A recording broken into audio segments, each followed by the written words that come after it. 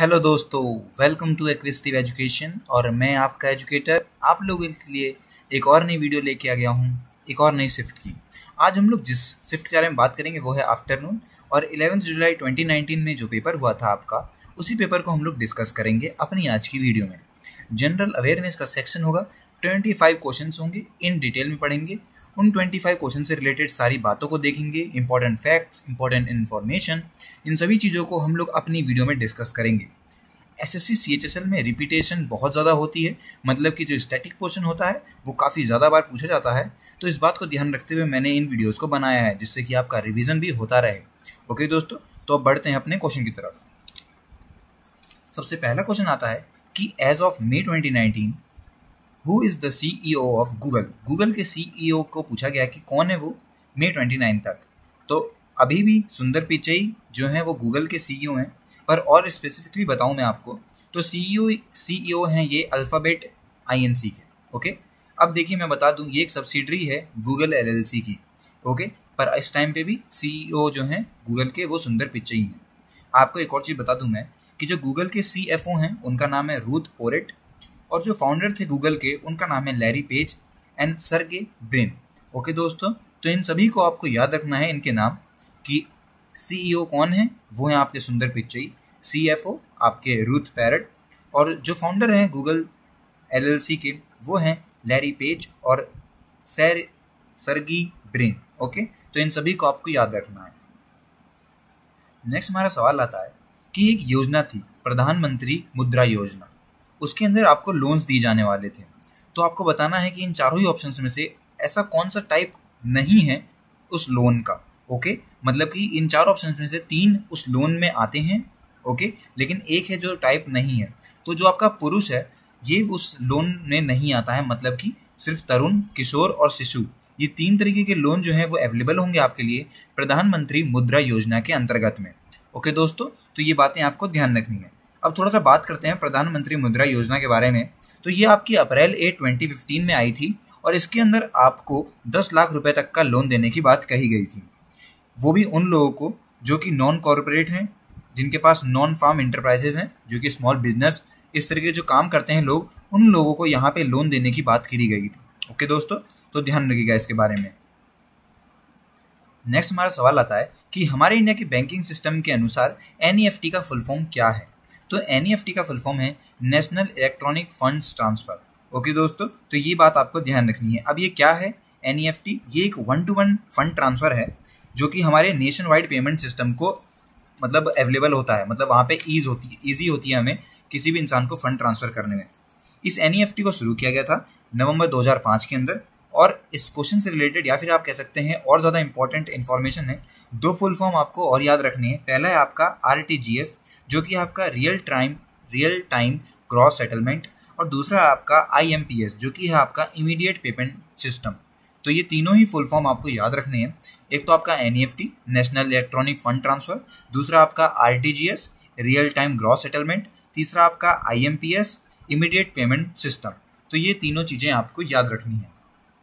Next हमारा सवाल आता है कि इंडिया में जो क्लासिकल लैंग्वेज मिली हैं, ओके दोस्तों, तो बताने इन चारों ऑप्शंस में से कौन सी वो क्लासिकल लैंग्वेज में नहीं आती है। तो जो पाली है वो आपकी क्लासिकल लैंग्वेज नहीं है, बाकी ये तीनों तेलुगु, उड़िया और कन्नड़, ये तीनों ही आपकी जो है एक क्लासिकल लैंग्वेज है हमारी इंडिया की। ओके दोस्तों, तो ये बात आपको ध्यान रखनी है। अब देखिए थोड़ी सी और इन्फॉर्मेशन उससे रिलेटेड। हमारे 8th शेड्यूल में ये बात कही गई है कि उसके अंदर 22 लैंग्वेजेस हैं, ओके, उन लैंग्वेजेस को आप लोग कह सकते हैं मतलब एक स्पेशल रिकग्निशन मिला है, उन्हें एक स्पेशल स्टेटस मिला है, और उन्हें ऑफिशियल एनकरेजमेंट, मतलब कि वहाँ पे ऑफिशियली वो लैंग्वेजेस ज़्यादा बोली जाएंगी। साथ ही साथ हमारी गवर्नमेंट ने कुछ स्पेशल लैंग्वेजेस को क्लासिकल लैंग्वेज का दर्जा दिया है, जिसमें से आपकी एक कन्नड़ है, मलयालम, उड़िया, संस्कृत, तमिल और तेलुगु। अब मैं बता दूं आपको, जो तमिल और संस्कृत है ये सबसे पुरानी लैंग्वेजेस में से एक है, तो ये क्लासिकल लैंग्वेज इंडिया की हो जाती है। साथ ही साथ मैं बता दूं आपको कि ये जो क्लासिकल लैंग्वेज स्टेटस मिलता है तो वो एक रिच हेरिटेज वाले होते हैं, साथ ही साथ वो एक इंडिपेंडेंट नेचर होता है उन सभी लैंग्वेजेस का। ओके दोस्तों, तो ये सारी बातें आपको ध्यान रखनी है। नेक्स्ट आता है हमारा कि एक टाइगर रिजर्व है जिसका नाम है सरिस्का। तो ये टाइगर रिजर्व कहाँ पे लोकेटेड है? तो इसकी लोकेशन है राजस्थान के अंदर। राजस्थान के बारे में बात करें तो कैपिटल हो जाती है आपकी जयपुर, गवर्नर कलराज मिश्र, सीएम अशोक गहलोत, वहाँ पे डांस फेमस है घूमर, और वहाँ का फ्लावर है एक रोहिड़ा, वो भी फेमस है। ओके दोस्तों, और सरिस्का टाइगर रिजर्व के बारे में बात करें तो अलवर राजस्थान में ये आता है। ओके, और इसे नेशनल पार्क डिक्लेयर किया गया था 1990 के अंदर। ओके दोस्तों, तो ये भी बात आपको सारी बातें जो हैं वो याद रखनी है। नेक्स्ट हमारा सवाल आता है कि हमारी मोदी 2.0 जो गवर्नमेंट थी, उनकी जो फर्स्ट कैबिनेट मीटिंग हुई थी तो उसमें उन्होंने कौन सा डिसीजन लिया था? तो उन्होंने ये डिसीजन लिया था कि वो स्कॉलरशिप देंगे उन वार्ड्स को जो कि स्टेट पुलिस के ऑफिशियल्स जो कि शहीद हो गए थे, उन सभी वार्ड्स को वो लोग स्कॉलरशिप देंगे। देखिए, मोदी 2.0 गवर्नमेंट ने इतना ही नहीं किया, बाकी काफ़ी सारी चीज़ें हैं जो उन्होंने की, जैसे कि आप मान सकते हैं कि एबोलिशन हुआ आर्टिकल 370 का, क्रिमिनलाइजेशन ऑफ ट्रिपल तलाक जो कि आप सब जानते हैं, साथ ही साथ एंटी टेररिज्म लॉ UAPA इसको भी लाया, और सिटीजनशिप अमेंडमेंट एक्ट सबसे ज़्यादा इसमें आप मान सकते हैं, ये बात लोगों को याद है। और लास्ट आपका अयोध्या केस। ये पांचों ही आपके बहुत ज़्यादा इंपॉर्टेंट हो जाते हैं, जो कि आपके एग्जाम पॉइंट ऑफ व्यू से इंपॉर्टेंट है। ओके दोस्तों, मैं इन पांचों के लिए एक स्पेशल वीडियो बना दूंगा, जिससे कि आपको और ज़्यादा हेल्प होगी इन सभी क्वेश्चंस को समझने में। ओके, नेक्स्ट आता है एक धनु यात्रा, एक annual open air theoretical performance है। ओके दोस्तों, तो आपको बताना है ये सेलिब्रेट कहाँ पे की जाती है। तो दोस्तों, जो धनु यात्रा है ये वर्ल्ड में आप कह सकते हैं लार्जेस्ट ओपन थिएटर है, और इसकी जो रेडियस है वो 8 किलोमीटर के लगभग है, मतलब इतना बड़ा आप मान सकते हैं यहाँ पे परफॉर्मेंस करी जाती है। ये हमारा बरगढ़ उड़ीसा जो जगह है वहाँ पे होती है।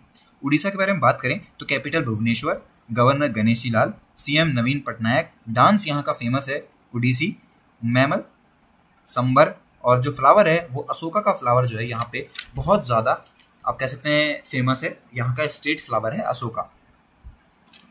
नेक्स्ट हमारा सवाल आता है कि एक स्नूकर प्लेयर है इंडिया के बहुत ज़्यादा फेमस, उनका नाम बताना है आपको। तो पंकज आडवाणी जो हैं ये बहुत ही बढ़िया, काफ़ी उम्दा प्लेयर हैं, काफ़ी सारी चैंपियनशिप जीती हैं। मैं बता दूं आपको, इन्होंने 23 टाइम जीती है वर्ल्ड चैंपियनशिप, और IBSF वर्ल्ड बिलियर्ड्स चैंपियनशिप इन्होंने 15 बार जीती है। मतलब बहुत सारे इन्हें आप कह सकते हैं चैंपियनशिप इन्होंने जीती है। काफ़ी हुनरमंद इंसान है ये, जिनका नाम है पंकज आडवाणी। इनके बारे में बात करें तो अर्जुना अवार्ड इन्हें 2004 में मिला था, इन्हें राजीव गांधी खेल रत्न अवार्ड मिला था 2006 के अंदर, इन्हें पद्मश्री मिल चुका है 2009 के अंदर, और अभी रिसेंटली इन्हें पद्म भूषण मिला है 2018 के अंदर। ओके दोस्तों, तो ये सारी बातें आपको पंकज आडवाणी जी के बारे में याद रखनी है। नेक्स्ट हमारा आता है कि हमारी एक मिसाइल है जिसका नाम है निर्भय। तो जो निर्भय मिसाइल है इसे टेस्ट किया गया और सक्सेसफुल टेस्टिंग हुई इसकी अप्रैल 29 के अंदर। तो ये किस तरीके की मिसाइल है? तो ये एक सब सोनिक मिसाइल है। ओके दोस्तों, और एक और चीज़ बता दूं मैं आपको, ये बनाई गई थी, डेवलप करी गई थी ADE के द्वारा, जो कि आपकी एरोनॉटिकल डेवलपमेंट एस्टेब्लिशमेंट है, ये आपकी DRDO के अंतर्गत आती है। और साथ ही साथ मैं बता दूं, जो निर्भय मिसाइल है ये ऑल वेदर मिसाइल है। अभी रिसेंटली 23 सितंबर 2020 को एक पृथ्वी टू सरफेस मिसाइल है, इसका टेस्ट किया गया जो कि सक्सेसफुल हुआ था। ओके दोस्तों, तो ये बातें जो हैं वो आपको याद रखनी है। नेक्स्ट हमारा सवाल आता है कि एक जो गंगा रिवर है उसकी ट्राइब्यूटरी बतानी है आपको इन चारों में से, जो कि उसके लेफ्ट बैंक पर आती हैं। तो जैसे कि आप देख सकते हैं मैप में भी, गंगा के लेफ्ट साइड में आपकी गंडक जो ट्राइब्यूटरी है वो आती है। ओके दोस्तों, गंडक के बारे में बात करें तो इसे नारायणी के नाम से बुलाते हैं, और ये मेजर रिवर है नेपाल के अंदर। साथ ही साथ इसका जो रिवर सोर्स है गंडक का, वो आपका यूबिन हिमल ग्लेशियर जो है वहाँ से ये आती है। जैसा कि आप मैप में देख सकते हैं कि गंगा इधर साइड से जा रही है, इलाहाबाद वाराणसी होते हुए पटना की तरफ से, और गंडक जो है वो उधर साइड से आ रही है, जो कि इसके लेफ्ट में इसकी ट्रिब्यूटरी मिल जाती है आगे, और सारी की सारी बंगाल, बे ऑफ बंगाल में जाके मिल जाती हैं। ओके दोस्तों, तो ध्यान रखिएगा इसके बारे में। नेक्स्ट हमारा सवाल आता है कि एक बुक है द आइडिया ऑफ इंडिया, तो वो बुक किसने लिखी है? तो ये बुक लिखी है सुनील खिलनानी ने। अब मैं आपको बता दूं, the idea of India book जो लिखी गई थी ये 1999 के अंदर लिखी गई थी, और ये एक नॉन फिक्शन बुक है। सुनील खिलनानी के बारे में बात करें तो इन्हें 2010 के अंदर बर्लिन प्राइज मिला हुआ था, 2005 के अंदर इन्हें प्रवासी भारतीय सम्मान अवार्ड भी मिला है। ओके दोस्तों, तो ये सारी बातें आपको इस क्वेश्चन से याद रखनी है। The idea of India book के ऑथर हैं Sunil Khilnani. Okay, next question की तरफ बढ़ते हैं। नेक्स्ट हमारा क्वेश्चन है कि किसको दीवानम पिया के नाम से भी जाना जाता है? तो वो आपके अशोका हैं। अशोका मौर्य डायनेस्टी से बिलोंग करते हैं। साथ ही साथ इन्होंने एशिया के अंदर बुद्धिज्म स्प्रेड करने में काफ़ी ज़्यादा मदद करी थी। कलिंगा वॉर जो था वो टर्निंग पॉइंट था इनकी लाइफ के लिए, क्योंकि उस वॉर में इन्होंने देखा इतनी सारी, एक युद्ध में इतनी सारी लाशें बिछती हैं, इतने सारा खून होता है। आप मान सकते हैं कि जब ये उस मंजर को देखने गए थे तो ये बोल रहे थे, या फिर ऐसा बोला जाता है कि इनके दिमाग में एक सवाल आया था कि इस मिट्टी का रंग लाल क्यों है, मतलब कि खून ही खून चारों तरफ था। तो इन्हें लगा कि ये सब छोड़ छाड़ के अब इन्हें शांति की ओर जाना चाहिए, और फिर उसके बाद इन्होंने बुद्धिज्म को अपनाया और इन्होंने पूरे एंशिएंट एशिया में बुद्धिज्म को स्प्रेड किया था। नेक्स्ट हमारा सवाल आता है कि एक सिविल राइट एक्टिविस्ट हैं जिनका नाम है आयरोम चानो शर्मिला, वो कौन सी स्टेट से बिलोंग करती हैं?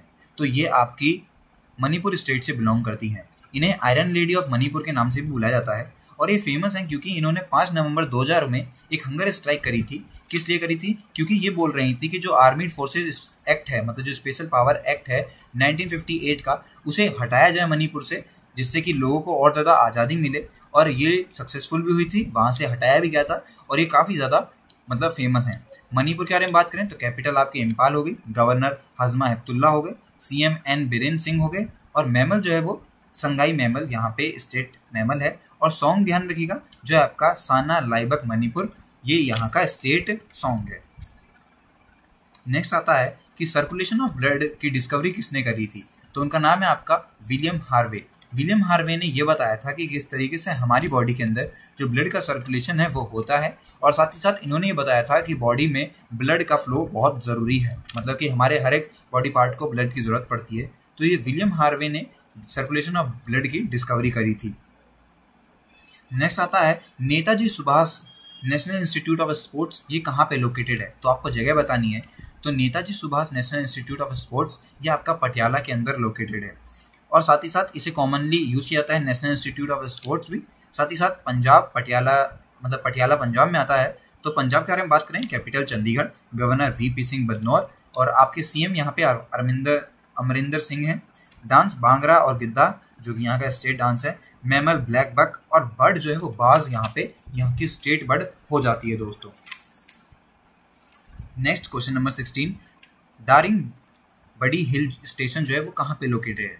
दोस्तों ये आपका उड़ीसा के अंदर है। मैं बता दूं आपको, ये जो डिस्ट्रिक्ट है वो आपकी कंडमल डिस्ट्रिक्ट में आता है उड़ीसा के अंदर, और दारिंग बड़ी हिल को आप लोग कह सकते हैं कश्मीर ऑफ उड़ीसा के नाम से भी जाना जाता है। साथ ही साथ यहाँ पे ऑर्गेनिक टर्मरिक उगाई जाती हैं जो कि फेमस हैं, और ऑर्गेनिक टर्मरिक को, इसी वाली ऑर्गेनिक टर्मरिक को, उड़ीसा वाली को GI टैग भी मिल चुका है। साथ ही साथ यहीं पर जिंजर की हार्वेस्टिंग भी होती है दोस्तों। तो ये सारी बातें आपको ध्यान रखनी है। नेक्स्ट हमारा सवाल आता है कि 1974 में पहला न्यूक्लियर टेस्ट किया गया था पोखरण के अंदर, तो वहाँ पे उस टेस्ट को कोड क्या दिया गया था? तो स्माइलिंग बुद्धा नाम से वो कोड जो था वो था पोखरण टेस्ट के लिए, न्यूक्लियर टेस्ट जो हुआ था, जो कि सक्सेसफुल भी हुआ था। स्माइलिंग बुद्धा के बारे में बात करें तो ये 18 मई 1974 में हुआ था, और PTR मतलब पोखरण टेस्ट रेंज जो है राजस्थान के अंदर, वहाँ पे इसे एग्जीक्यूट किया गया था। नेक्स्ट हमारा सवाल आता है, who became the acting prime minister of India after death of Jawaharlal Nehru 1964? 1964 में जवाहरलाल नेहरू जी की मृत्यु के बाद कौन ऐसे आदमी बैठे थे जिन्होंने एक्टिंग प्राइम मिनिस्टर का रोल किया था? मतलब वो प्राइम मिनिस्टर कुछ ही टेम्परेरी प्राइम मिनिस्टर बने थे, और उनका नाम है गुलजारी लाल नंदा। ओके दोस्तों, तो ये उनका नाम है। अब ये सिर्फ जवाहरलाल नेहरू के टाइम पे ही बने थे, साथ ही साथ दूसरे टाइम, मतलब सेकेंड बार जब ये बने थे टेम्परेरी प्राइम मिनिस्टर, तो लाल बहादुर शास्त्री जी के बाद भी, जो कि 1966 में, मतलब 2 साल बाद ही ये दोबारा एक टेम्परेरी, मतलब मान सकते हैं प्राइम मिनिस्टर बने थे, और इन्हें भारत रत्न 1997 में मिला है दोस्तों। ओके दोस्तों, ये थी इस क्वेश्चन से रिलेटेड बातें।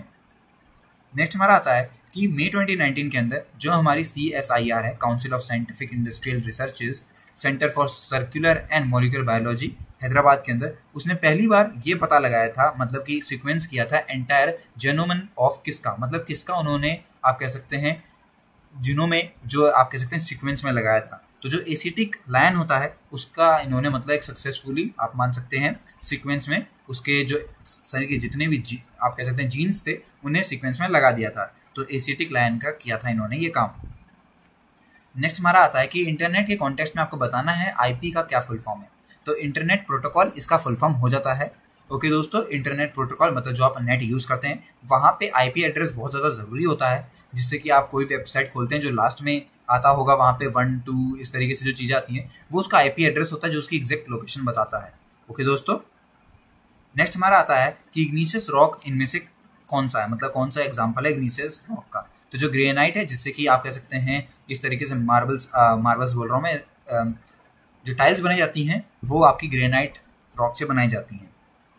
अब दोस्तों ये आपके लिए इंपॉर्टेंट है, टाइप्स ऑफ रॉक्स हैं ये 3 तरीके के होते हैं, इग्निशियस, सेडिमेंट्री और मेटामॉर्फिक। तो इन तीनों के ही आपको याद रखने हैं, ग्रेनाइट, स्कोरिया, प्यूमाइस और ऑब्सीडियन, ये इग्निशियस के हो गए। सेडिमेंट्री के आपके सैंडस्टोन, लाइमस्टोन, शेल, कॉन्ग्लोमेराइट और जिप्सम हो गए। और मेटामॉर्फिक के आपके मार्बल, स्लेट, क्वार्ट्जाइट और जीन्स जो हैं वो आपके मेटामॉर्फिक के हो गए। तो ये 3 तरह के रॉक्स पाए जाते हैं, इनके ये सारे एग्जांपल्स हैं जो आप नोट डाउन कर सकते हैं, जिससे कि आपको बहुत ज़्यादा हेल्प होगी।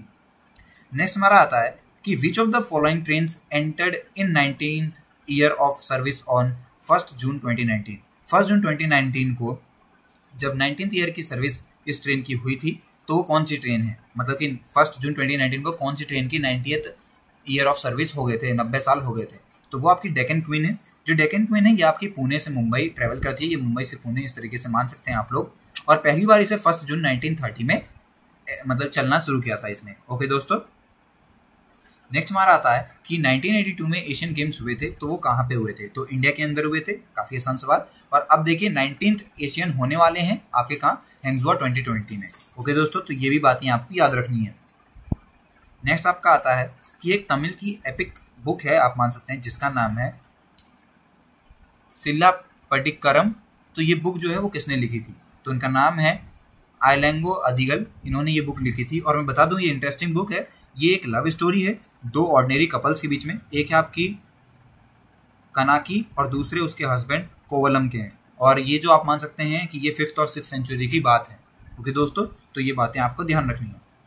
लास्ट हमारा क्वेश्चन आता है कि which of the following hormone is known to be helpful in coping with stress, मतलब कि स्ट्रेस से कोप करने के लिए कौन सा हार्मोन इसमें से रिस्पॉन्सिबल है। तो आपका जो सेरोटोनिन है वो हार्मोन आपका रिस्पॉन्सिबल है जब भी आपको स्ट्रेस से मतलब हटना है, मतलब स्ट्रेस से कोपिंग करनी है, तो आपका सेरोटोनिन जो है वो मदद करता है। यहाँ पे डोपामाइन है और एक सेरोटोनिन है। डोपामाइन जब आप खुश होते हैं तो डोपामाइन रिलीज होता है आपके ब्रेन से, और सेरोटोनिन आपको मदद करता है स्ट्रेस से रिलीज होने में, मतलब स्ट्रेस से दूर भागने में। ओके दोस्तों, तो ये सारी बातें आपको याद रखनी है। सो दोस्तों, ये थी मेरी पूरी आज की वीडियो। आई होप कि इस वीडियो से आपने काफ़ी कुछ सीखा होगा, आपको काफ़ी कुछ नया सीखने को मिला होगा। और अगर आपको इनकी पीडीएफ चाहिए तो आपको मेरे डिस्क्रिप्शन में मेरी एक आईडी मिल जाएगी, मेल आईडी, जहाँ पे आप मुझे मेल करके बोल सकते हैं कि सर पीडीएफ दीजिए। मैं आपको 24 घंटे के अंदर पीडीएफ दे दूंगा और आप लोग उससे पढ़ सकते हैं। मिलते हैं अपनी अगली वीडियो में, तब तक के लिए गुड बाय, जय हिंद, जय भारत।